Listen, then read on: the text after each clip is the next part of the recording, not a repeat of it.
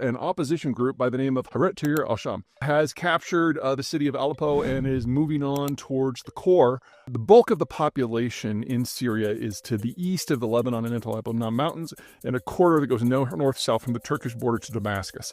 Basically, these are a combination of oasis cities and cities that are on rivers, and so these are some of the very, very few parts of the country where you can actually grow food. This core has always been vastly supermajority populated by Sunni Muslims, and usually what happens in Syria is all the other groups gang up on the Sunni Muslims, and so the current government of the Assads is an Alawite-led group, and basically you've got a coalition of small minorities that have banded together to prevent being destroyed by the Sunni Muslims.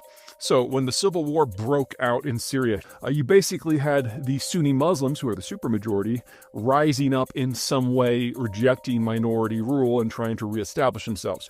And the fact that Sunni Muslims form the backbone of most of what we would consider Islamic terror groups, such as ISIS, the terror groups, if you will, had a lot of willing collaborators throughout the majority population.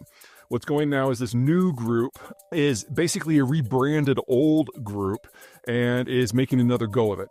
Way too soon if they're going to be successful, because in addition to Aleppo, you've got Homs, you've got Haman, of course, Damascus itself. There's a long way to go, but a few things have changed. Number one, the only real reason why the Syrian government is still in play is because the Russians intervened forcefully over 10 years ago and propped them up. Well, Russian support is not what it once was, and the Russians are a little occupied over in the Ukraine situation, so it's not clear that Syria is going to have the same degree of support that they once had. The second degree of support is Iran, but with the Trump administration incoming, that's probably going to be dialed back a little bit.